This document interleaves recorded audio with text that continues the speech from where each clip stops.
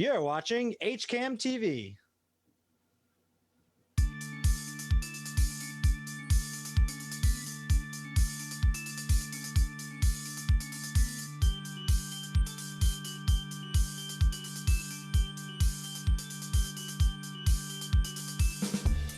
Hello, Hopkinton, and welcome to the Hopkinton Hangout Hour. I am your host for this afternoon, where we will be talking with members from the Hopkinton Women's Club. Just a note to Bob, I have not received permission to record this meeting, so I can't record it right now. And for this, after this first half hour, the second half hour, we'll be bringing you a rebroadcast from May 15th, where we talked about household repairs and tips from Courtney Black of Holliston Handy.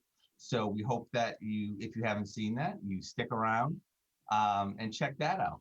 But first, right now, I'm very happy to welcome Yvette Madney and Nancy Tarsi, both from the Women's Club, who are going to be catching us up with all the exciting things, and I mean that are going on there. So Nancy and Yvette, welcome to you both.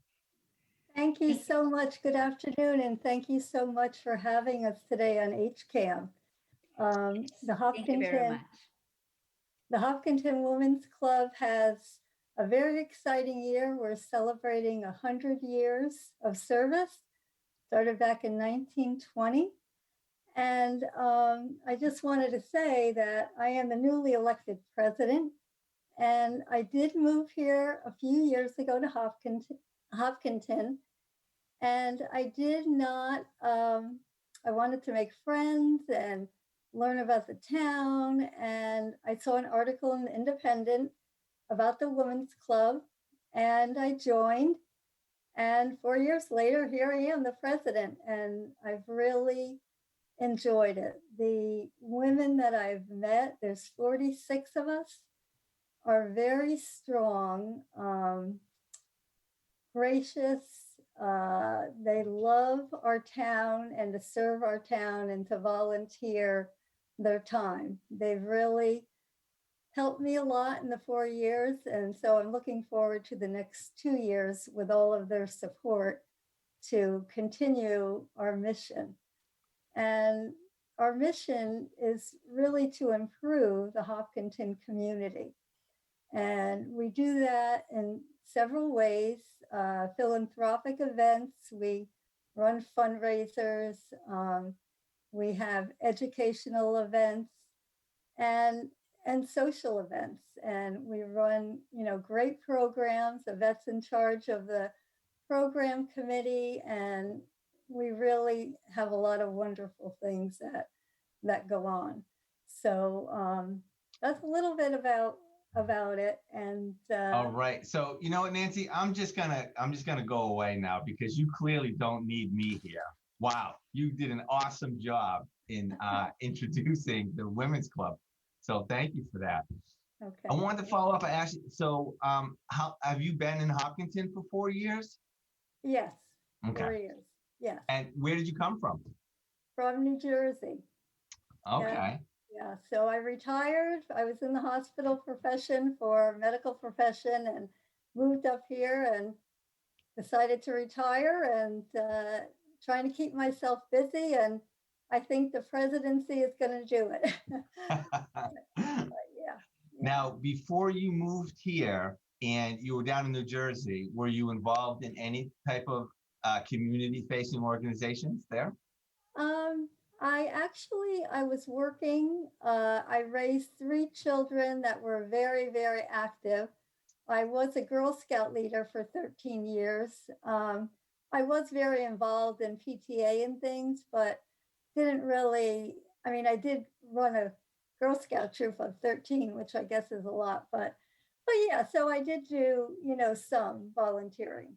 That is a real lot. And when you say you ran the Girl Scout troop for 13 years, is that basically a troop from beginning through graduation of high school? Well, I have to say that my one daughter, I helped out for a number of years in her troop. And then I started with my other daughter in kindergarten, only through 8th grade, because she was very involved in basketball and other things. And I see. Yeah, I wish we could have gone to the end, but But anyways.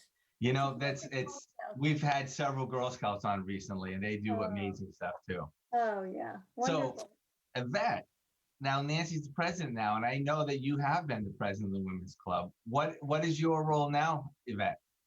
I chair the programs committee and also the publicity committee. And I just want to say thank you very much, Jim, for your support. You and HCAM have been wonderful to us always. The Women's Club is a nonprofit. We are all volunteers, and we try to do community outreach activities and through our service and donations. And I think this is the way you come in, you help us to sort of, just let people know what we do. So we are partners. And I think all of us at the Women's Club really, really appreciate your support. So thank you. You are more than welcome. As you know, that is why we exist. You all work in this nonprofit community-facing organization to help make our community better. And as a nonprofit ourselves, our mission is to connect our community with organizations and activities such as yours, just to keep us all informed, educated, and entertained. So I do really appreciate those kind words. Thank you. You're welcome. Now, Yvette, how long have you been in Hopkinton? We've lived here for 11 years. Okay. Hard as it is to believe. And where did you come to us from? We had moved from Shanghai. My husband he was working for EMC at the time. And so he was sent to Shanghai as a CTO for their new research and development center. So we were there for 3 years. Before that, we were in California. And like Nancy, I saw an ad in the Independent about the Women's Club. I had been a member and served in the Shanghai American Women's Club and had so much fun. So when I saw that ad in the Independent, and I thought, oh, great. Here's a women's club in Hopkinton, because I didn't know anyone. And so it was a really nice way to connect with people, to meet new people. Okay, so I was going to ask you that. So you both saw an advertisement about the club, and Yvette, you've actually been involved in a women's club, so you kind of had an experience like that, and that was why you chose the Hopkinton Women's Club.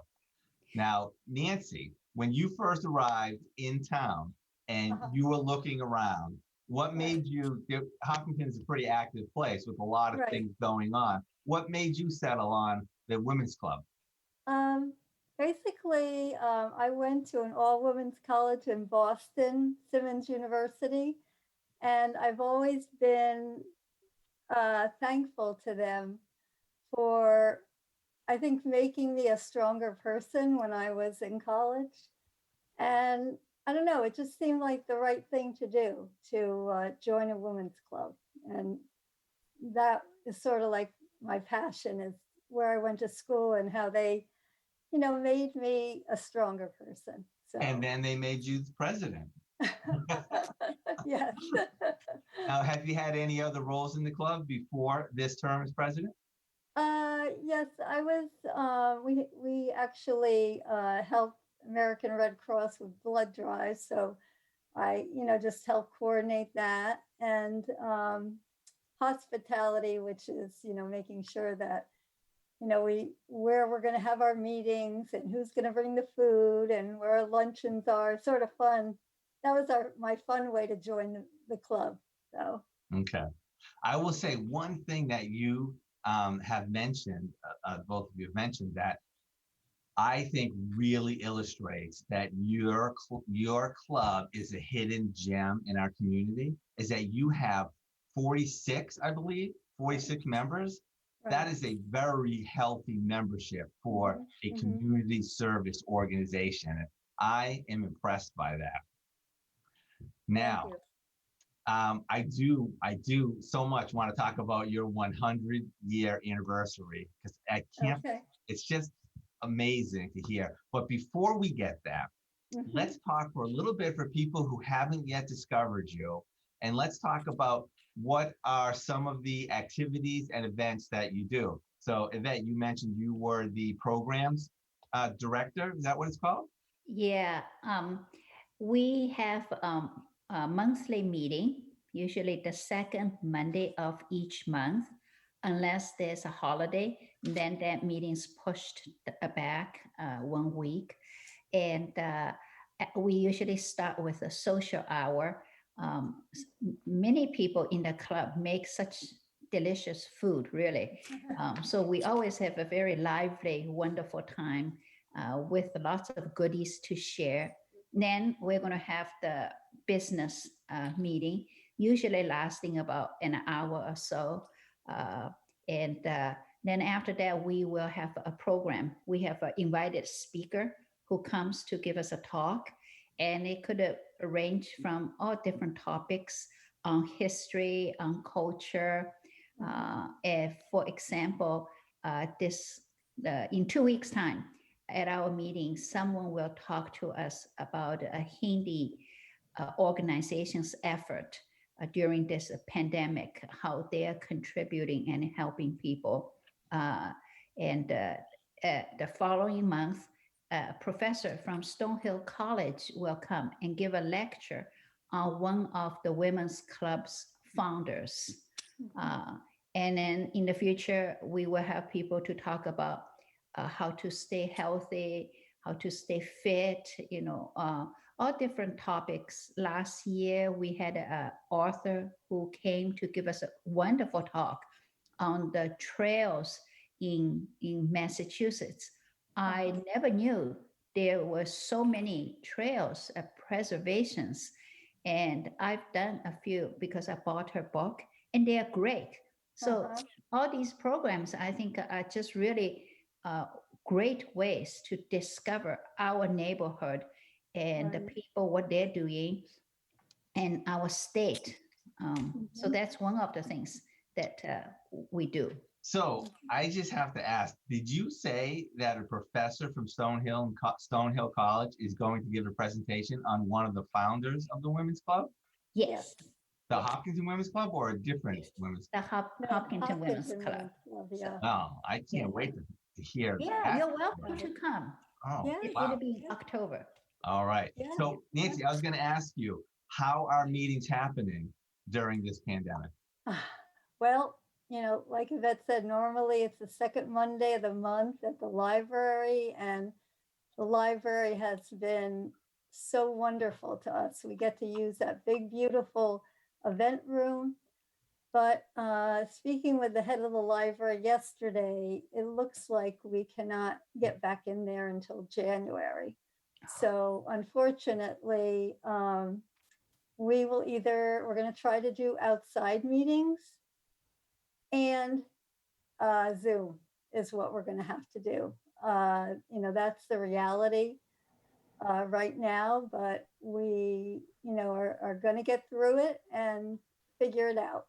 So, so far it's been, we sort of, we started off our centennial year with a bang. We were in January having a birthday party for our club, and, the Muffin House donated that wonderful cake, and, we saw a historical PowerPoint on our history, and, we followed with care bags for seniors, and we've just had a remarkable year. So it's a little bit tough, but we're figuring it out. We're figuring it out. Sure. So, yep. As we all like are. everyone else. Yeah. And a side note, we did join the Hopkinton Chamber of Commerce because we're trying to get other people to know us. And especially now during this COVID pandemic, I feel like we really need to be in tune with all the businesses that are in town. Mm-hmm. And, there are a lot of people struggling, and, trying to help them and make sure that they, can survive. So, I feel like our mission, possibly is growing a little bit, you know. Right. So yeah. So we've heard a little bit about what a meeting is like, Yvette, some of the structure that you have, and some guest speakers. I'd also be interested to hear from the both of you. What are some of the activities that you do to support our community? The one big thing that we do is candidates night, which unfortunately this year was not held due to COVID, but that usually is quite a big deal. And we run that every year, and all the candidates come and get a certain amount of time to talk, and it's broadcast, you know. And this year, just in the best interest of all, we just couldn't get around to doing it, but next year. So Absolutely. that is one big thing that we feel that we contribute. And I think it's a wonderful one because you invite every single candidate, whether Right. they're in a contested race or not. Uh, So right. our community, gets to hear about some of these positions and the Yeah. people who are volunteering for our town. I think it's a Right. great service that you do, Right. and not just Right. because you work with us at HCAM on it. Yes. So we will continue it next year. No matter what, we'll figure out a way. This year it just sort of didn't work for us. I think the whole, being nervous about everything, and Yep, so I get you. yeah. What else? Um, I think we talked about scholarships. I don't know if I did scholarships that Nope, we. that's what I was wondering. That's Okay. we haven't heard about that yet. Okay, so we do a lot of fundraising in town, and most of our money goes towards high school seniors that are going to college. And this year we were able to give out $6,500 worth of scholarships. And it's just makes us all really feel good to see these accomplished kids having a little bit of help. It's, from our club, and it's very, very worthwhile. So that is our main purpose in fundraising. I mean, we also give to, the food pantry, veterans breakfast, which I volunteer at, and I just love. And I miss that so much because I love bonding with all the veterans from our town. We give to the library, the senior center. We really do try to contribute to a wide range. The Michael Lisnow Respite Center, Bay Path. So there's quite a few organizations that we try to help out. Right. And Yeah. during the pandemic, we are right now having a special campaign. We're trying to collect 100 masks to be distributed to needy families through the Family and Youth Services in town. Mm-hmm. Mm-hmm. So That's really nice.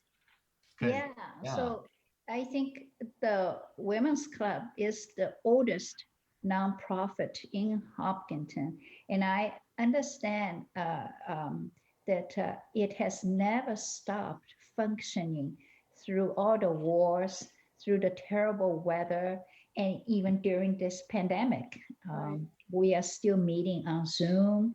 Nancy is still collecting the masks. She has a basket outside of her house so people can drop them off. So that is one core mission for us. And now that you mentioned that is stunning. 1920 was when your group was founded. Imagine that. Yeah. And I believe you have what do you have? Journals or meeting minutes? You have things that go way back. Yes. Yeah. That is very interesting to see at the Historical Society. I was able to go down into their basement and look through those, and it's amazing. It really is to see that.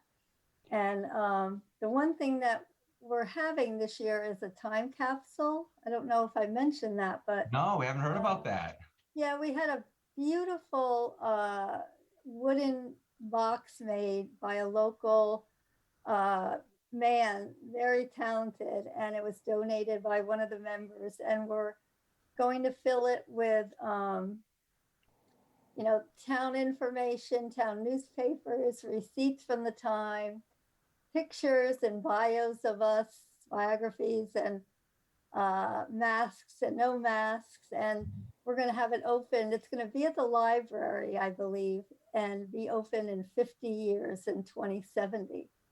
So, and we'll also put in, we actually are very excited this week because our marathon runner is going to be running on Friday. She's doing a virtual 26.2 miles in her town of Upton.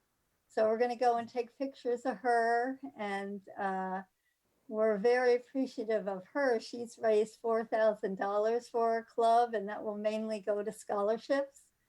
So we'll put a bunch of pictures of her in our capsule, and it'll be very, very exciting. Who is that person? Dawn Barnes, Barnes. Yes. That's great. Yeah. Now she's in Upton. How'd you connect with her? She actually, one of the women in our club, the vice president, I believe, knows through a running club or through her gym somehow they connected. Okay. So that's, yeah. So we had a few different people, and she seemed to fit, what we were looking for. And she goes through town. She works in Ashland. So she goes through Hopkinton every day, or did at least before COVID, every day to work. So she feels like she's like a member, of the town. Right. It'd All be- right. Yeah. Oh, go ahead, Yvette. I was just going to say it'd be interesting to see how she runs in Upton, 26.2 miles, or in that town, how she manages to do that. Well, I think she has a loop. I think she has like a loop that she will do and continually, do that loop for the 26 miles. But so she gave us an area to go to give her support when she's at her most tired time, so we're gonna go and cheer her on. So That's yeah. really nice. Yeah, it is really nice. It's, it's too bad about the marathon. We feel, but again, there's nothing, it's beyond our control, and Dawn is just going at it strong. And Yep. so That's great. And you know what? I do think that that this is a very difficult time, yeah. and I don't want to diminish that at all. Mhm. This country, went Right. through world wars. This country is going to overcome this, and we Right. will come up the other side. And Mhm. as well, as well as the large amount of suffering that a number of people in this country are going through, there are lessons, and there are, strengths that are being revealed, and people are finding that they're strong, and Right. you think Right. things will get better. I think so. I Yeah. think so. Hope is my big word. It's like, you have to have hope. And Yep. but Jim, one thing I wanted to mention is a big fundraiser that we've always had in town, which is being drastically affected because of COVID. And that is our town directory that everyone gets free every year to every Hopkinton resident. Yeah. And we just felt like this year it wasn't appropriate to ask businesses with their hardships to advertise, which is how we make the money. And we usually do very well with it. But so because of that, we're not having it.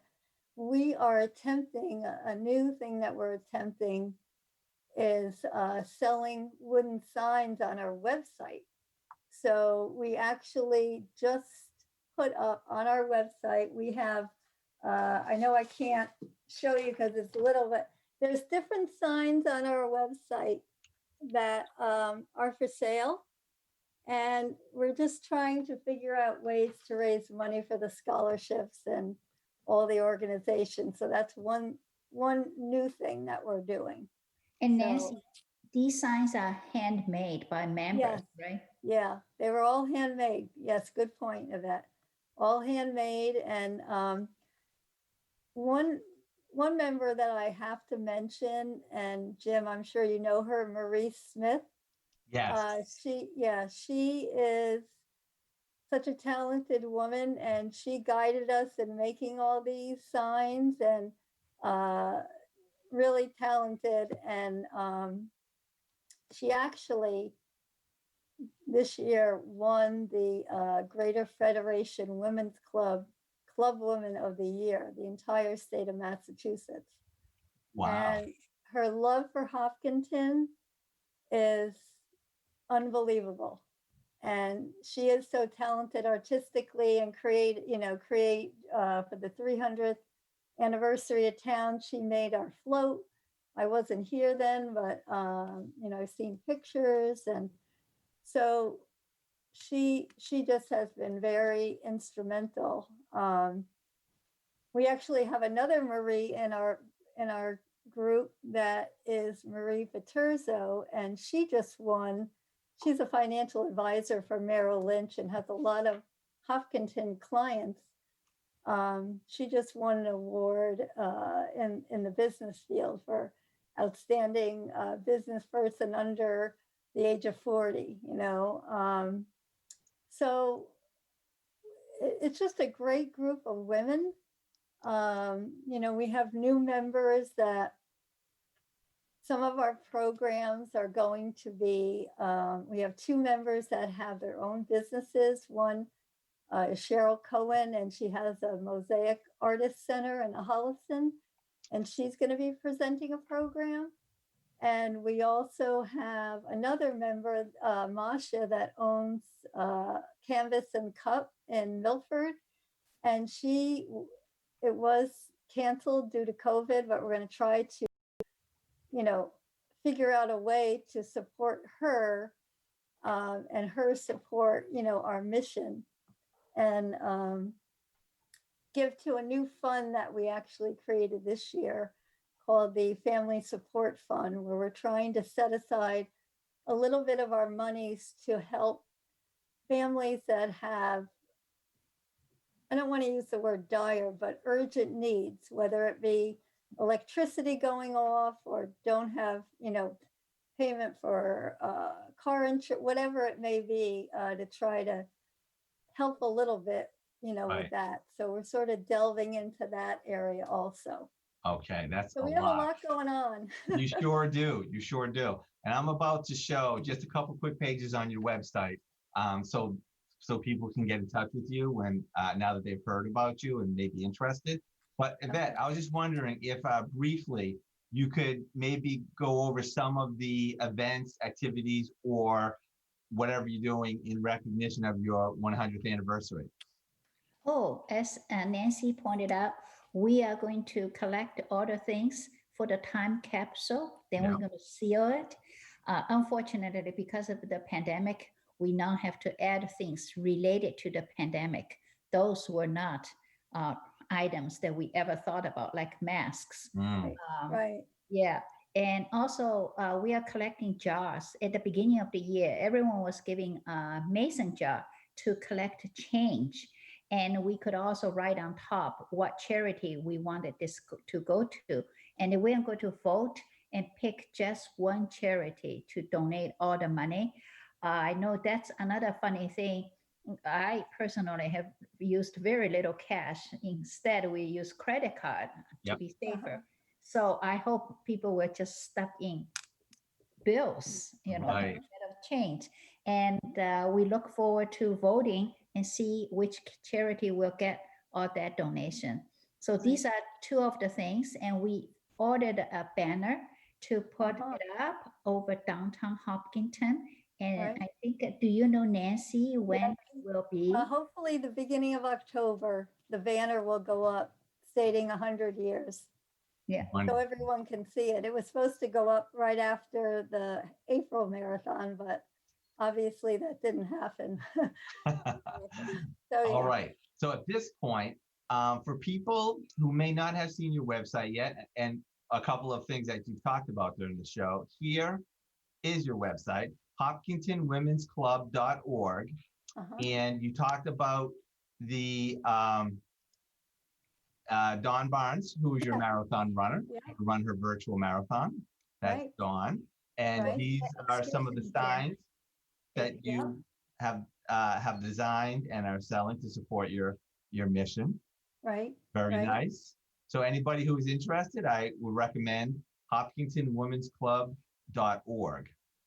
And that, I'm afraid, is all the time we have. You always make me jealous because you have such a great club. I really Well, like it. You are always welcome, Jim. Yeah. Thank Thank you so much, Jim. Really appreciate it. Have All a great right. day. You have a Okay. great rest of your day, and we'll talk to you Okay. soon. All Okay, right. thank Bye-bye. you. Bye-bye. Bye-bye. Now we're off to Courtney Black and our discussion about household repairs and tips. Bob, you gonna hang out with me for this next half hour? Yes, I'd be happy to be here. Oh, Fantastic. what And happened everyone- to? Oh, here she is. Thanks. And, Courtney. welcome her along right now, Courtney Black from Holliston Handy. Courtney, Hi. how are you? Great, thanks. Thanks for having me. I really appreciate it. Yeah, well, thanks for coming on. And so as we start every show, especially your first time here, how you surviving? You know what? I'm actually doing pretty well. I think given the timing of everything, I'm allowed and able to work outside much more. I think if this happened over winter time, it would be a little bit more challenging. But this is the time of the year where I do a lot of my projects outside, and it's been going well. And I'm sorry, we did schedule this a couple weeks ago. If I knew it was going to be this good of a day, you should be out there working instead. That's okay. Don't worry about it. So, but we appreciate you taking the time out of your schedule. So for people who don't know you, let's give us the little elevator pitch here. Who you are, where you come from. Let everyone Sure know. thing. Well, my name is Courtney Black. I own Holliston Handy. It's pretty much a handy woman business. I do all of the work myself, keeps it very local. I do a lot of projects in primarily Holliston and in Hopkinton. Those are my two big areas.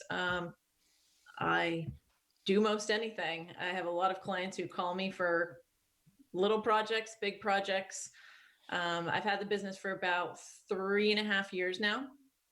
I've always tinkered with things, fixed things, those sorts of things, and thought it would be a great time to build a business on it. There is a niche market for it, and Right. It's been very successful, and I'm very happy I get to do fun things every single day and new things. And no greater feeling than working for yourself. Absolutely. Because you get mad at the boss. Well, that's a whole different conversation. Absolutely. I fully agree. So where you from and what is your background? I mean, were you always a handy person? Were you No, actually, go to school for or anything like that? I'm originally from California. Moved out here for almost 10 years ago. My wife is a professor at Boston College, and that brought us out this way. I actually went to school for sound engineering and post-production, and was working in San Francisco for quite a while doing that. And then we moved out here, and the kids were in school full time, and this is what I've been doing. I've been fixing up our house and things like that, and other people's houses. And then that's how I just decided to create the business. And that's how it's become pretty successful doing that.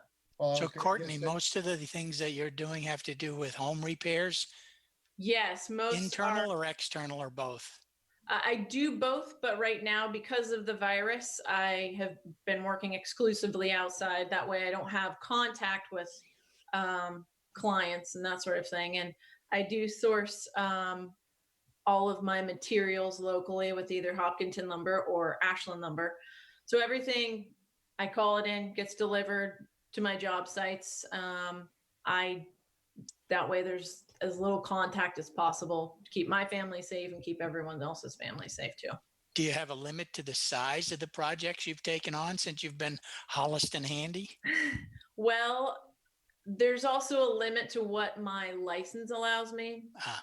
I have a home improvement contracting license, which does not allow me to pull permits for large projects such as remodeling, an entire bathroom, that sort of thing, or reframing a porch or something. But that doesn't mean I can't, like if someone had wood rot on their porch, I can definitely take off the boards and replace them, that sort of thing. It's just having to pull permits and that sort of thing does not allow me to do that. So starting this business here and you're coming from California too. I mean, you survived the winters. You're doing okay. Not ready Yes. to go back. The Yeah. first winter we were here was 2010 into 2011. And that was actually one of the top 10 worst winters on in history. So, and we had tandem parking and we were at this corner. It couldn't have been a more unwelcoming winter for our first time here, but it worked out. And I said, if this is one of the worst, we can handle this. So, and I love it. I like the winters. I like the snow, and I can handle it. That's good. And you said you were doing some production work, and I could tell because you're one of the few guests I had to tell to frame up your shot. You did very nice. Oh, thank you. So now, when you came out here, did you just go to work for somebody? Did you just say? No, I actually what- was a what stay-at-home finding mom for quite a few years. Really? The kids were young, and Yep. it just happened. It just worked out that way, and then they were in school full time, and it Time was to get time for busy. me to go back. And Excellent. this was the perfect way to do it. That way, I could stay very locally, pick up the kids from school, and that sort of thing. Working 2-3 minutes, 5 minutes from the schools, it was really it was nice working. So it's really hyper locally for clients. So it's worked out really well. So before I get into making you give all your little secrets and tips away for free to our viewers, just a few more little things a Sure. bit about you. You have sort of embraced the community a little bit. I see that you just, all right, you're from California, you're just going to do your thing. But no, I think you kind of love Holliston. Yeah, I love Holliston. I love Holliston and Hopkinton. I feel like both of those communities have really been so supportive in growing my business. Yeah. And I couldn't be thankful anymore. I mean, it's been wonderful. And I'm just so grateful for the people here. And it's been wonderful. I've really loved being part of both communities. Right. And you give to the community as well, which was our discussion, whether you're going to do this without a picture or just your voice, because you're worried about a haircut. Oh, well, yeah. So explain to viewers what you did for your well, haircut. about a month ago, I'm very much, I have to get my hair cut every like 6 weeks. And obviously just as this hit, all of the, my hairdresser obviously had to close down. So I wanted to come up with something kind of creative. So I created a fundraiser for the Holliston Food Pantry. Right. And each $5 donation, each person was given a vote on how I was going to cut my hair at the end. And so it was the difference between, I think I said, shaving it on the sides, shaving it completely, or shaving a mohawk. Right. And overwhelmingly, it was to shave a mohawk. So it is there. It's there. It's just. You worked it the right way. It's just folded over a little bit today. So, Sure. So I raised about $750 for the food pantry, and I had a good time with it. It was fun, and actually it created a lot of business that I didn't really think, like, in a way, because then people, saw my name out there and they started calling me, oh yeah, I have this project or whatever.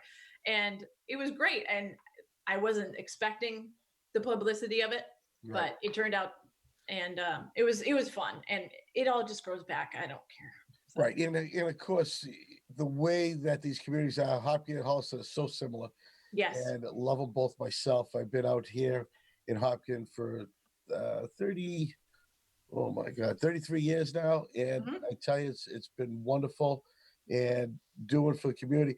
And, you didn't do this to get business, but No. what happens is I know this from the people, they see people who give to the community and they just want to support that. Absolutely. They just want to support those good, kind people that, they're not out there for their name. They're out there because it's the right thing to do. Yeah, exactly. Exactly. And So, any other community groups that you support? some of the well, I wouldn't say support directly. Some of the so I do have a fair amount of elderly clients that I offer services to Sure. pro bono, just because I know it's a group that generally does not, have the income as much, and I've been able to help out a few local seniors. I believe it's called, what is it, Mission Springs, Mission Springs. Yes. Yep. in Holliston. Yeah. So. Oh, that's outstanding. That's good work. All right, enough of the good stuff. Let's get into some dirty fingernails here. We are now in week number 8, 9. I can't. Something. Yeah. All I know is I wish I never threw out that Flowbee I got in the 80s. Because myself, I go every 5 weeks for mine, and I was a week away before things got Right. shut down. Yep. And now this mess here, hence the baseball cap. Yeah.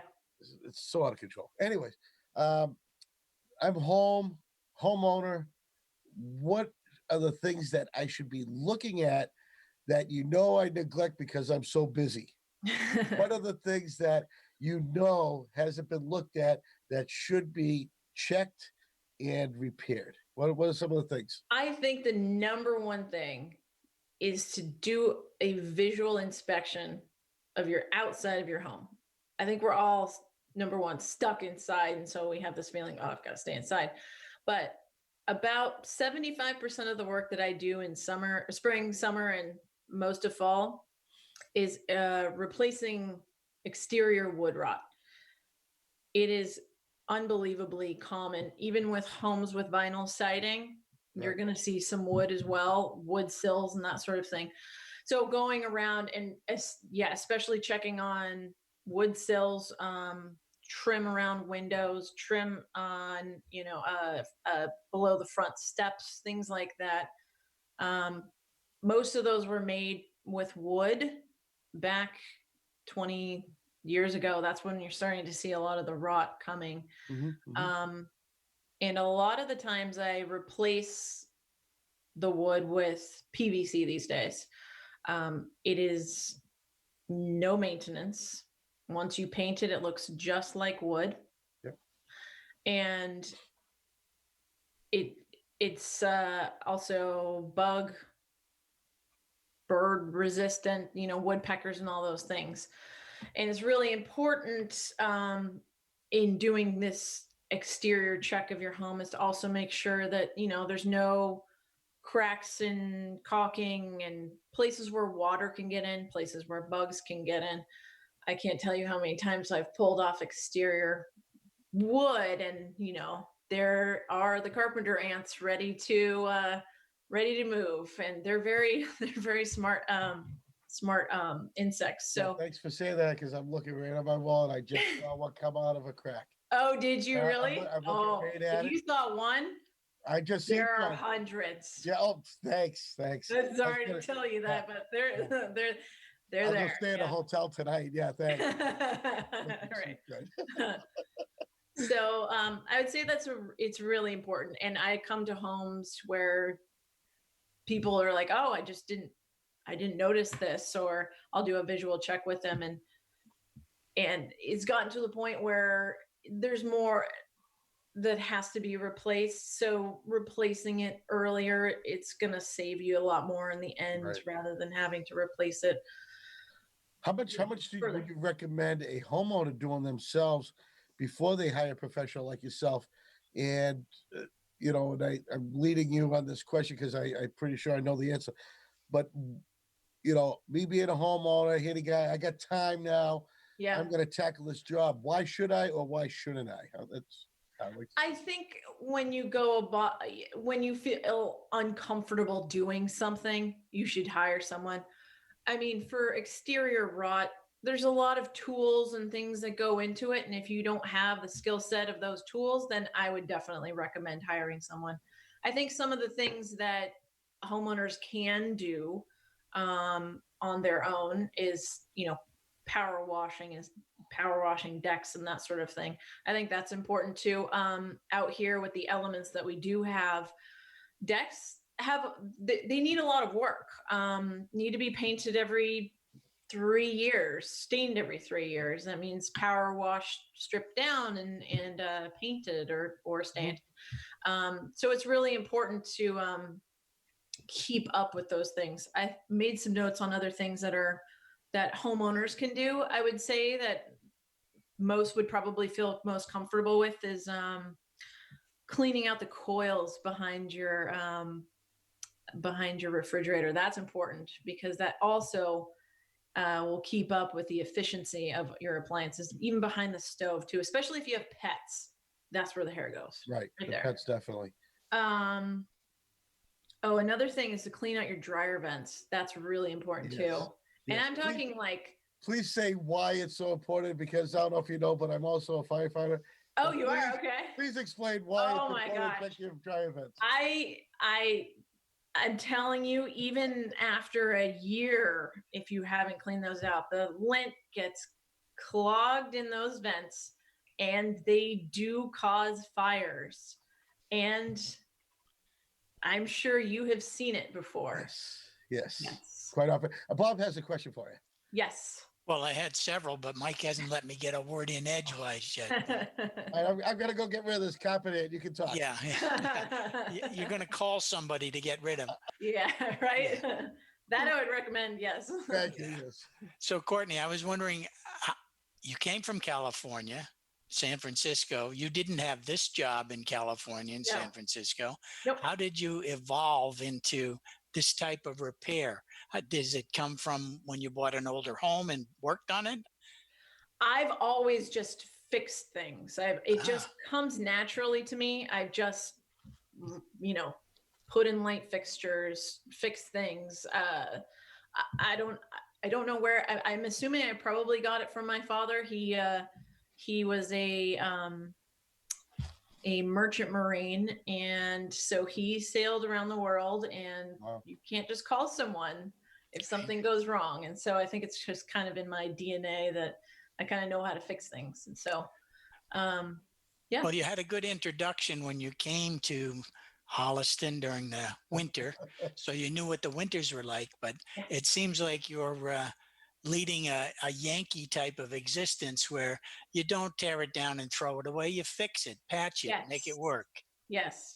I've always liked to tinker with things. When I was little, I used to take apart radios and try and fix them, or blenders and things like that, just because, the amount of waste that we have as Americans, as any population, is just so great. And so being able to just kind of fix things and learn about how things work is Right. it's really important to me. So Well, yeah, and with that too, again, I'm just a little bit older than you. I grew up, nothing was a throwaway society back then. They were not like today. Today, things are designed to break after a few years and be replaced because it's so cheap to replace it. No one Right. repairs it. Me, I was 12 years old that I did my first points and plugs on a car. yeah. It's just the way you're taught. So, to get back to the dryer vent, one little handy tool that anyone can get on the internet is a little endoscope camera. That goes Oh, right nice. goes right onto your phone. Stick that down your dryer vent and see what's in there, and then Oh, you'll yeah. know how much you really have to clean it. It's But, true. I mean, some people's dryer vents are 20 feet away to Yeah. the exterior where it's, needs to get out. And another thing is to check the flap on the dryer vents too, on the outside, because that's when birds start to come in too and make little nests, and they're nice and toasty and warm from Sometimes rodents like those places too, Yep. if they're close They enough do, to the ground. especially if they're low to the ground. They're very easy to get into. Right. Mhm. Yeah, but I know that I clean mine out all the time because my wife, it goes out under the side porch and she's always worried about fire. But the The other thing about not cleaning your dryer vent, which has nothing to do with fire, but it certainly affects the productivity of your dryer. Cuts Absolutely. down on, it takes longer to dry clothes because the airflow's not there. Absolutely. Yep, it does. That's true. So anything with appliances, making sure that they're in good working order, cleaning coils, like I said, and cleaning behind them. It's the same thing, cleaning your dryer vent. Absolutely. Very And important. that gets back to the Yankee concept of keep it clean, work on it, fix it, keep it as long as you can, and then sell it to somebody else. Exactly. So, Courtney, we got a comment on YouTube from Catherine. Says it's easy to be supportive when your work is so amazing. Oh, Ah, well, that's so nice. Your fans are chiming in. That's I did outstanding. post it on multiple social media, so that's really nice to Yes, really nice to hear. I saw it this morning, so that saved my promotion by half because you did it for me already, which was excellent. So now I'm checking this out. What are some of the other things that we can be checking on a regular basis? So yeah, I was also making other notes. Oh, is in bathrooms, making sure around sinks and those sorts of things, making sure it's caulked, that you're not getting water behind things, behind your sink there. It all finds a way somewhere. So if that water is going behind there, at some point you're going to get, mold behind there on the drywall or something like Right. that. Just in a caulking gun, it's $10. A tube of caulk is $5. It's a really easy way to just keep up with some of the maintenance things. I'd say beyond that is to also make sure your like toilet lines and water supply lines, we don't often open up below our sinks. And like, how do we know if we're having a leak until it's a really big problem? Right. If you're seeing some of that like green, blue color on the copper lines, there's probably some water coming from somewhere or has been. Just taking a visual check of something like that, that would be under a plumber though. That is not something my license allows me to do. Correct. And it technically doesn't allow a homeowner to do. That is true as well, yes. And everyone doesn't know this, but it's a strange. A homeowner can do their own electrical wiring, but they can't do their own I plumbing. know. And they say, Right? well, gee, that's electricity, fire, water. No. There's no difference. Well, the big difference is that if you do your own plumbing, you can contaminate a whole public water supply. If Yeah. you do it wrong, you can Right. Yeah. backflow the water and so forth. So that's why plumbers are needed to work on your water stuff. Yes. I wouldn't touch electrical either in that sort of sense. I'll change out light fixtures and things like that in my own home. Yeah. I just know, I know enough about electricity to do those things. I also know enough about plumbing to do my own, but Can you explain to people why they should check for, you being in Holliston, every one of your customers in Holliston have septic systems. And why is it important to maybe check the toilets to make sure it's not running or leaking? Well, we also have the lovely brown water here in Holliston as well. So all of those Mudville for nothing. So right. And all of those things cost a lot of money. Yeah, we're flushing them down the drain to our septics, but our septics only have a certain shelf life as well. You might not see it, but they only last, 30, 40 years these days. And so if you're like the new ones today to 30 to 35 years, the ones that were built in the 70s and 80s were designed to last 20 to 25. Yep. So, and the big thing is your houses can only handle so much water a day. And Yes. a running toilet is adding more water than what you're using. Absolutely. And they cost a little bit of dollars, right? These septic systems. Oh yeah, well, that's also another important thing to do, which I've also seen a lot more coming through my neighborhood, is Holliston Sewer coming through and making sure that your septics are pumped, because we are all at home a little bit more these days, and that is incredibly important. I like to do mine every year just to be safe. It doesn't cost a whole lot to No. just do it. Just about under I know some people $300 who now. go 5 years and I don't understand why. Because what if they end up having to sell their home and realize there's a bigger cost that's going to be added on? These septic systems are $20,000. If you're lucky, especially Yeah, that's true. especially in the clay and rocky areas of Oh. Boston. Or if it has to be that we had to have ours done when we purchased our house, and there's conservation land, so it's like you have to go That's through the even more. conservation board. They have to figure out where it can go, and it gets messy, you know. I was a licensed contractor for 25 years, Oh, yeah? installed, cleaned, repaired, and I'm still an inspector. So, yeah, it's near and dear to my heart. I knew people that only pumped it when they backed up. Yeah, So- I don't And get Bob it. laughs at that because Bob, how about you? How do you take care of your septic? Oh, yeah, I'm mute. You're just muted. I called in a contractor to come in and dig it up and replace it. And I did that just before the town went over to sewer. So Oh, I had a brand new septic tank that they bypassed with the sewer system. oh, That's a killer. And sewer systems, everyone says, "Oh yeah, I'm on sewer, woohoo, final." That's a lot of money compared to $300 every 2 years. yes. Usually it's $300 a quarter for sewer. Yes, exactly. I think there's the cost that you don't notice when you kind of have it on a utility versus, oh, I'm having to call someone to do this for me. Sure. But yeah. All right, Mhm. so we've got about 3.5 minutes left. Tell me about smoke detectors and carbon dioxide detectors. Oh yeah. You do that as well?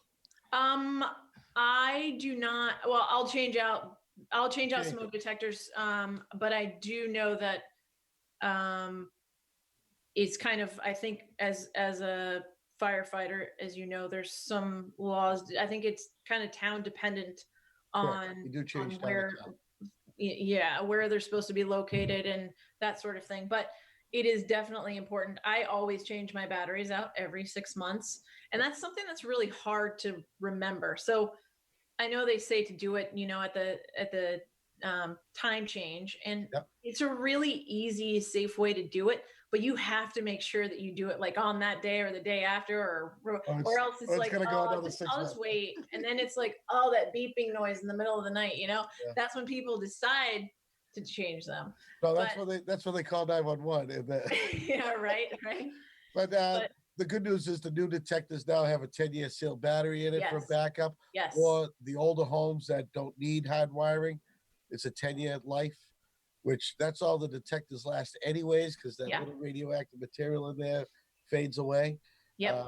Carbon monoxide detectors, one on every level, people. Oh, see, now that's good. it. That one is important. Yeah. Carbon monoxide detectors, people put them up high. They need to be low. That's the biggest thing that I've come across in homes is they always put them up where smoke detectors are supposed to be. If you have them up by where the smoke detector is, you're going to be dead. It needs to be low, plugged in. Yep. You can have plugged ones, hallway battery ones with plug backup or whatever, and they need to be low. They need to be at foot level or so, because carbon monoxide is heavy, and so it's low, and it's gonna go off when it's coming up up your basement. It's gonna be pinging there, but not up high. Yeah. So So no, that's very important. that's true. Those only last 7 years. Well, I want to take it. First, I want to give a little shout to your website, Halston Handy. Oh, gets wet. At the halstonhandy.com, people can find you there. And you said free estimates and consultations, which is outstanding. I do a lot of text consultations these days Right. too. People are always welcome to text me pictures of Perfect. projects and things like that. Right. And if there's something that I can't do, then I always have someone else that I recommend for things Right. too. All right, we're out of time, and they're going to throw up the end credits on us. Courtney, thank you very much, and I'll be Thank talking you. to you. I want to have you back I again. appreciate it, Michael. Thanks so Thank much. you. I appreciate it. Have a good one. All right, goodbye, everyone. Thank you.